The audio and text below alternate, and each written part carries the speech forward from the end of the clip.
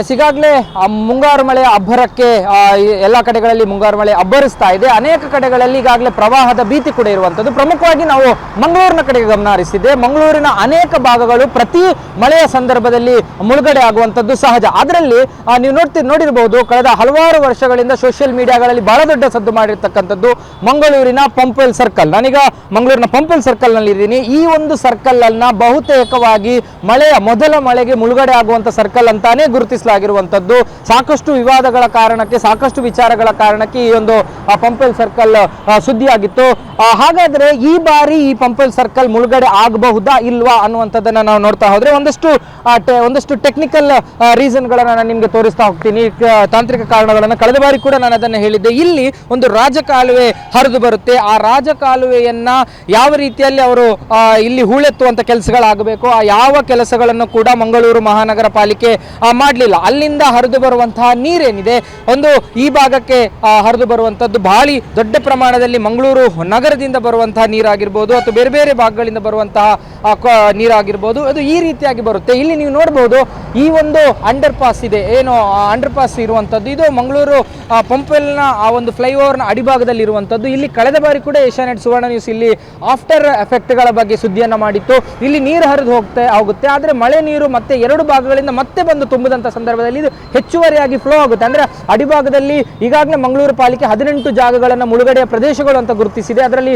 ಈ ಒಂದು ಜಾಗ ಕೂಡ ಒಂದು. ಆದರೆ ಯಾವುದೇ ಕಾರಣಕ್ಕೂ ಕೂಡ ಇಲ್ಲಿ ಈ ಹೂಳೆತ್ತುವ ಕೆಲಸಗಳನ್ನ ಪಾಲಿಕೆ ಅಧಿಕಾರಿಗಳು ಮಾಡಲಿಲ್ಲ. ಅದರ ಜೊತೆಗೆ ಇಲ್ಲಿ ತಡೆಗೋಡೆಯ ನಿರ್ಮಾಣ ಆಗಬೇಕು ಅನ್ನುವಂಥದ್ದನ್ನು ಕೂಡ ಈ ಹಿಂದೆ ಒಂದು ಮನವಿ ಬಂದಿತ್ತು. ಆ ಮನವಿ ಕೂಡ ಈ ಮಳೆಗಾಲದವರೆಗೂ ಕೂಡ ಪುರಸ್ಕಾರ ಮಂಗಳೂರು ಮಹಾನಗರ ಪಾಲಿಕೆಯವರು ಮಾಡಲಿಲ್ಲ. ಇನ್ನು ಸ್ಥಳೀಯರಿದ್ದಾರೆ ಮತ್ತು ಒಂದಷ್ಟು ಸಾಮಾಜಿಕ ಹೋರಾಟಗಾರರಿದ್ದಾರೆ, ಅವ್ರ ಜೊತೆ ಮಾತಾಡ್ತೀನಿ. ಸರ್, ಈಗ ಮಹಾನಗರ ಪಾಲಿಕೆ ಈ ಬಾರಿ ಕೂಡ ಒಂದು 18 ಜಾಗಗಳು ಮಂಗಳೂರಲ್ಲಿ ಮುಳುಗಡೆ ಆಗುತ್ತೆ ಅನ್ನುವಂಥ ಒಂದು ರಿಪೋರ್ಟ್ ಅನ್ನು ಕೊಟ್ಟಿದೆ. ಆದರೆ ಕೆಲಸಗಳೇ ಆದಂತೆ ಕಾಣ್ತಾ ಇಲ್ಲ ಎಲ್ಲೂ ಕೂಡ. ಈ ಪಂಪ್ವೆಲ್ ಬಗ್ಗೆ ಹೇಳೋದು ಸರ್, ಈಗ ಯಾವುದೇ ಒಂದು ಇದು ನೆರೆ ಮತ್ತು ಪ್ರವಾಹಕ್ಕೆ ಖಾಲಿ ಅದು ಮುನ್ನೆಚ್ಚರಿಕೆ ಕ್ರಮವಾಗಿ ಈಗ ನೆಕ್ಸ್ಟ್ ಇಯರು ಅಥವಾ ಮುಂದಿನ ವರ್ಷ ಅದು ಏನು ಸಮಸ್ಯೆ ಅಂತ ಅದು ಪರಿಹಾರಕ್ಕೆ ಪ್ರಯತ್ನ ಮಾಡೋದು. ಇದು ತಾತ್ಕಾಲಿಕವಾಗಿ ಒಂದು ಹೂಳೆತ್ತುವ ಕಾರ್ಯಕ್ರಮ ಅದು ಆಗಬಾರ್ದು.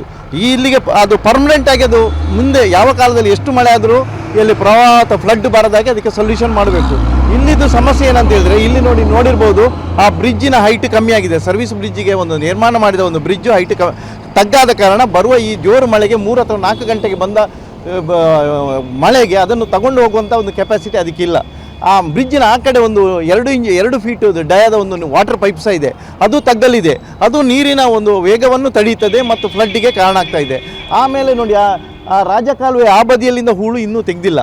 ಆ್ಯಕ್ಚುಲಿ ನಗರ ಪಾಲಿಕೆ ಅದನ್ನು ತೆಗಿಬೇಕಾಗಿತ್ತು. ಇದು ಕಾಟಾಚಾರಕ್ಕೆ ಮಾಡಿದಂತ ಕಾಣ್ತದೆ. ನೋಡಿ, ಎಂಥದ್ದು ಅಲ್ಲೊಂದು ಟೆಲಿಫೋನ್ ಮತ್ತು ಎಲೆಕ್ಟ್ರಿಕಲ್ ಕೇಬಲ್ ಡಕ್ಟ್ ಇದೆ. ಅಲ್ಲಿ ಏನಾಗ್ತದೆ, ಈ ಜೋರು ಮಳೆಗೆ ಕಸ ಕಡ್ಡಿಗಳು, ಮಡಲು ಇತ್ಯಾದಿಗಳು ಶೇಖರಣೆ ಆಗಿ ಪುನಃ ಇದೊಂದು ಆರ್ಟಿಫಿಷಿಯಲ್ ಫ್ಲಡ್ಡಿಂಗ್ಗೆ ಕಾರಣ ಆಗ್ತಾ ಇದೆ. ನಾನು 3 ವರ್ಷದಿಂದ ಮನವಿ ಮಾಡ್ತಾ ಇದ್ದೇನೆ, ಆ ಒಂದು ಟೆಲಿಫೋನ್ ಡಕ್ಟ್ ಅಥವಾ ಎಲೆಕ್ಟ್ರಿಕಲ್ ಡಕ್ಟನ್ನು ಶಿಫ್ಟ್ ಮಾಡಿ ಅಂತೇಳಿ.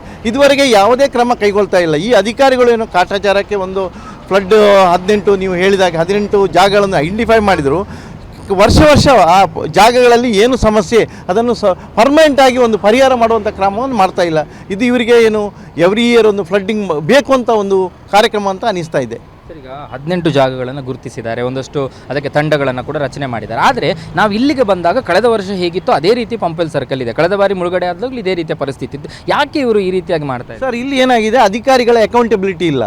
ಈ ಫ್ಲಡ್ಡಿಗೆ ಅಥವಾ ನಗರ ಪಾಲಿಕೆ ಇಂಜಿನಿಯರ್ಗಳಾಗಲಿ ಅಥವಾ ಯಾವುದು ಡಿಸಾಸ್ಟರ್ ಮ್ಯಾನೇಜ್ಮೆಂಟಿಗೆ ಒಂದು ನೋಡಲ್ ಆಫೀಸರ್ ಇದ್ದಾರೆ, ರಾಷ್ಟ್ರೀಯ ಹೆದ್ದಾರಿ ಪ್ರಾಧಿಕಾರದವರು ಇದ್ದಾರೆ. ಬಟ್ ಈ ಸಮಸ್ಯೆಗೆ ಒಂದು ಪರಿಹಾರವನ್ನು ಅದನ್ನು ಅಧ್ಯಯನ ಮಾಡುವಂಥ ಒಂದು ಕಾರ್ಯಕ್ರಮ ಇಲ್ಲ. ಒಮ್ಮೆ ತಾತ್ಕಾಲಿಕವಾಗಿ ಅಂಥದ್ದು ಹೂಳು ತೆಗೆದಾಗೆ ನಾಟಕ ಮಾಡಿ ಇದು ಮಾಡೋದ್ರಿಂದ ಇದೊಂದು ಇದಾಗ್ತಾ ಇದೆ ಸರ್. ಇದನ್ನು ಯಾವುದು ಪರ್ಮನೆಂಟ್ ಸೊಲ್ಯೂಷನ್ಗೆ ಇವರು ಪ್ರಯತ್ನ ಮಾಡಬೇಕಂತ ಹೇಳ್ತಾ ಇರೋದು. ಈ ಪಂಪ್ವೆಲ್ ಹೊರತುಪಡಿಸಿ ಮಂಗಳೂರಿನಲ್ಲಿ ಬೇರೆ ಈ ರೀತಿಯಾದಂಥ ಅಪಾಯಕಾರಿ ಜಾಗಗಳಿದೆ ನಿಮ್ಮ ಗಮನಕ್ಕೆ? ನನ್ನ ಗೊತ್ತಿದ್ದ ಹಾಗೆ ಕೂಳೂರಲ್ಲಿ ಒಂದು ದೊಡ್ಡ ಅಪಾಯಕಾರಿ ಜಾಗ ಇದೆ. ಕೂಳೂರು ಎಂಥದ್ದು 5ನೇ ಮೈಲ್ ಕಲ್ಲು ಅಂತ ಏನು ಕರಿತೇವೆ.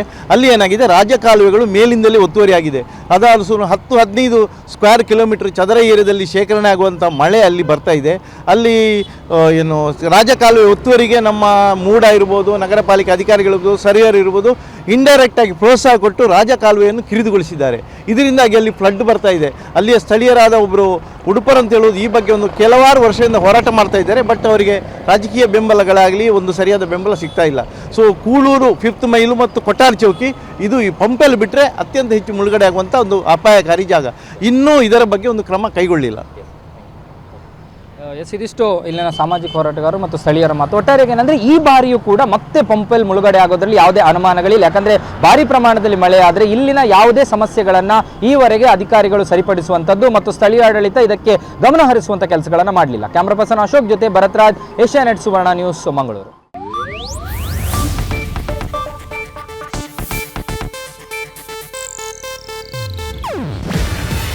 ಇದು ಏಷ್ಯಾನೆಟ್ ನ್ಯೂಸ್ ನೆಟ್ವರ್ಕ್ ಪ್ರಸ್ತುತಿ.